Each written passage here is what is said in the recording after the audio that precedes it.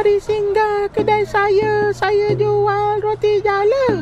Mari singgah kedai saya jual roti jala. Roti jala saya ini makan cicah dengan kari. Roti jala saya ini makan cicah dengan kari. Makan roti jala ini kena makan hati-hati. Kalau baik tuah badan, dalam jala ni ada ikan. Ya cik, nak berapa? Bagikan kembung sekilo. Mana saya jual makcik? Habis tadi aku dengar ada ikan. Alah, itu lagu je makcik. Saya jual roti jala sebenarnya.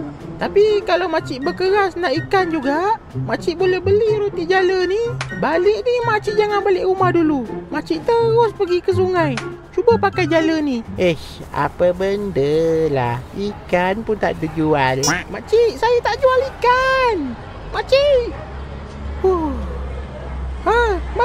Mari. Siput babi berakit ke muara. Tupai terbang jual durian. Saya jual roti jala.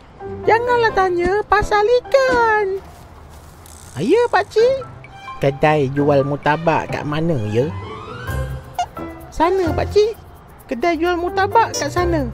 Pakcik jalan depan sana sikit, ada kemah warna biru. Kat situ. Sini bukan kaunter pertanyaan pakcik. Sini jual roti jala. Oh, jual roti jala. Baiklah. Bagi pakcik lemang 2 batang. Pula. Pakcik jalanlah pakcik. Sebelum saya tebak jala ni atas kepala pakcik. Kemah biru. Mana dia kemah biru? Oh, itu. Roti jala. Mari singgah bang kakak. Kedai ni jual roti jala je. Tolong jangan minta bukan-bukan. Singgahlah sini. Ya bang, nak roti jala bang.